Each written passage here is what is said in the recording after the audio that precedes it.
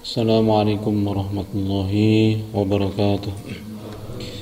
Alhamdulillahi rabbil alamin alladzi hadana li hadza wa ma kunna linahtadiya laula an hadana Allah. Asyhadu an la ilaha illallah wahdahu la syarika lah wa asyhadu anna Muhammadan abduhu wa rasuluh. Allahumma shalli ala Muhammad wa ala alihi wa sahbihi wa man walaha ba'd. Hadirin jamaah subuh yang dimuliakan oleh Allah Subhanahu wa taala. Mari kita lanjutkan pada hadis yang ke-197 dari kitab Riyadhus Shalihin, masih bab yang sebelumnya, yaitu bab tentang al-amru bil ma'ruf wan nahyu 'anil munkar. An Abi Bakrin As-Siddiq radhiyallahu anhu qala: Ya ayyuhan nas innakum lataqra'una hadhil ayah ya ayyuhalladzina amanu 'alaikum anfusakum la yadurrukum man dhalla idza tadaitum. Surah Maidah ayat yang ke-105. Wa inni sami'tu Rasulullah sallallahu alaihi wasallam yaqul innan nas idza ra'aw adh-dhalima falam ya'khudhu 'ala yadayhi aw syaka an ya'ummahumullah bi'adzabin min. Rawahu Abu Dawud wa Tirmidzi wa Nasa'i bi asanidin sahihah. Dari sahabat Abu Bakar As-Siddiq radhiyallahu anhu, dia berkata, wahai manusia, wahai orang-orang yang beriman, innakum lataqra'una, sesungguhnya kalian membaca ayat ini, yaitu wahai orang-orang yang beriman, alaikum anfusakum, yaitu jagalah diri kalian, alaikum anfusakum, jagalah diri kalian, la yadurrukum, tidak akan membahayakan kalian, man dhalla, orang yang menyesatkan atau orang yang sesat itu, ya. Idza tadaitum, apabila kalian telah mendapatkan hidayah atau petunjuk. Padahal sesungguhnya aku telah mendengar Rasulullah sallallahu alaihi wasallam bersabda, sesungguhnya manusia apabila melihat kezaliman kemudian dia tidak mencegahnya dengan tangannya, falam ya'khudhu ala yadayhi, kalau seseorang atau ketika sekelompok orang itu melihat adanya kezaliman kemudian tidak berusaha untuk mencegah dengan tangannya, maka awsyaka ayya ummahumullahu biiqabim minhu, maka niscaya Allah akan menimpakan siksaan secara merata kepada mereka semuanya. Ya, hadis riwayat Abu Dawud, Tirmidzi dan Nasa'i dengan sanad yang sahih. Ya. Nah, jamaah semua rahimakumullah, ini hadis masih berkaitan dengan bab tentang amar ma'ruf nahi munkar. Adapun penekanan dalam hadis ini berkaitan dengan tafsir atau pemahaman atas surah Al-Maidah ayat yang ke-105, yaitu berkenaan dengan firman Allah Subhanahu wa taala, ya ayyuhalladzina amanu 'alaikum anfusakum la yadurrukum man dhalla idza tadaitum. Ya. Jadi ayat ini seolah-olah kalau lihat zahirnya itu maknanya adalah, wahai orang yang beriman, jagalah diri kalian, tidak akan membahayakan kalian orang yang tersesat. Maksudnya orang yang, ya, meskipun dia tidak menyesatkan, dia adalah orang yang sesat begitu saja, selama kalian mendapatkan hidayah. Nah, hidayah inilah yang sering kemudian disalahpahami dengan ungkapan yang penting saya sudah menjadi orang yang baik untuk diri saya. Yang penting saya sudah menjalankan perintah untuk diri saya. Yang penting saya sudah menjauhkan diri dari yang dilarang oleh Allah untuk diri saya.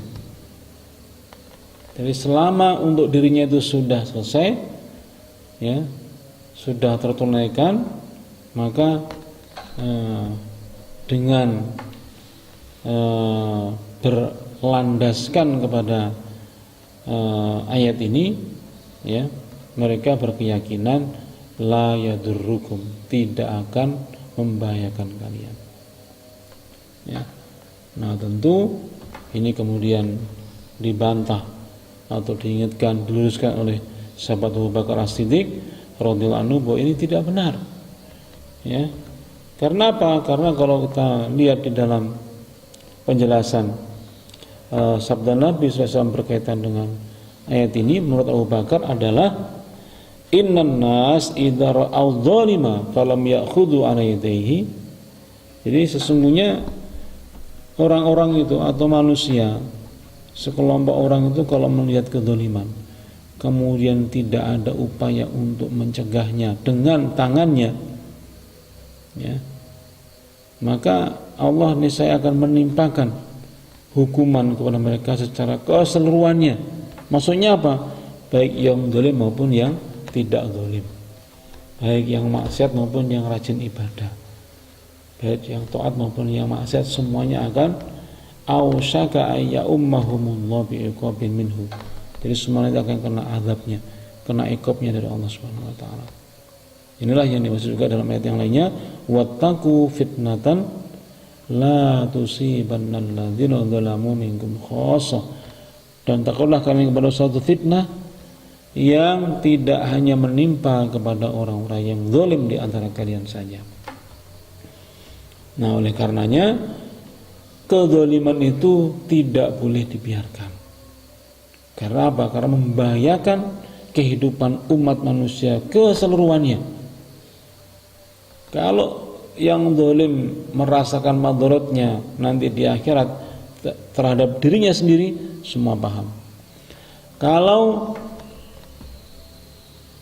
orang mengira bahwa yang terkena azab atau hukuman adalah mereka yang berbuat kezaliman saja, itu banyak orang yang mempunyai pikiran demikian. Tapi yang jarang mempunyai pemahaman bahwa ternyata kalau kezaliman dibiarkan, yang terkena dampaknya, dampak negatifnya, bahayanya itu juga terkena kepada orang yang tidak ada urusnya dengan kezalimannya. Ya, misalnya kalau kita contohkan yang paling gampang adalah kalau misalnya suatu pemerintahan yang zalim, ya, sudah tahu kondisi masyarakatnya lagi jatuh miskin, lagi sulit-sulitnya mencari pekerjaan atau penghidupan, tiba-tiba kemudian tarif kebutuhan pokoknya itu dinaikkan 2 kali lipat. Ini yang apa namanya menyebabkan siapa yang mengalami kesulitan? Ya bukannya orang yang berbuat jahat, bukannya orang yang maksiat, orang yang rajin ke masjid, orang yang taat, orang yang bahkan pejuang pun juga terkena dampak dari kenaikan kebutuhan pokok, misalnya listrik atau bahan bakar misalnya. Padahal itu kezaliman. Karena apa? Karena kondisi masyarakat yang masih sangat berat. Jangankan dinaikkan, sedangkan tidak naikkan aja sudah banyak yang nunggak. Karena apa? Karena kondisi lagi sulit. Nah, ini akhirnya apa? Akhirnya mungkin dimaksudkan adalah untuk memberikan peringatan yang keras kepada mereka yang sengaja untuk tidak membayar, kayak gitu maksudnya, ya. Dengan peringatan yang keras kepada mereka yang mungkin selama ini sengaja untuk menghindarkan diri dari membayar misalnya, yang mungkin yang berbuat begitu mungkin hanya 1% dari penduduk Indonesia gitu misalnya, ya. Akhirnya yang kena siapa? Yang kena itu sampai 100%-nya, kita kena semuanya. Ini kebijakan itu memang begitu. Nah, sementara kita hidup itu pasti tidak pernah lepas dari kebijakan. Makanya hal yang menegangkan kalau ada pemerintah mengumumkan bahwa tanggal sekian mau ada kenaikan apa, ini sudah menegangkan. Karena apa, yang terkena dampaknya yang harus menjalankan ya semuanya. Sebaliknya, ya Mas, kalau ini pemimpin adil, pemimpin itu mensejahterakan, peduli kepada rakyatnya, dia melakukan kebijakan yang itu kemudian mungkin dia mengira itu hanya bermanfaat bagi mereka yang tidak mampu, misalnya harga BBM terlalu tinggi kemudian diturunkan menjadi separuhnya, jelas bagi yang tidak mampu itu solusi. Maksudnya apa? Dia menjadi mampu. Bagaimana dengan yang mempunyai kemampuan? Dia akan merasakan lebih nikmat lagi, lebih terasa mensejahterakannya. Nah gitu. Jadi ini hitungannya begitu. Nah oleh karenanya Abu Bakar As-Siddiq itu mengingatkan bahwa salah kalau kemudian ada yang menafsirkan surah Al-Maidah ayat 105 ini dengan mengatakan man dhalla idza tataitum la yadurrukum man dhalla idza tataitum, adalah tidak akan membahayakan kalian kalau kalian itu sudah menjadi orang yang baik untuk diri kalian sendiri. Itu tidak benar. Di samping itu bertentangan dengan akal sehat, juga berlawanan dengan ayat yang lainnya, juga berlawanan dengan penjelasan dari Nabi Muhammad SAW. Nah, oleh karenanya barangkali ada di antara kaum muslimin yang asik dengan dunia sendiri, asik dengan ibadahnya dan ketaatannya, tidak mau peduli urusannya kaum muslimin jatuh bangunnya dibiarkan saja, dan mengira dia akan selamat dengan bersandar kepada surah Al-Maidah 105 ini. Maka ini yang perlu kita ingatkan, itu tidak benar. Karena Islam itu umatnya adalah Islam agama dakwah, umatnya adalah umat dakwah.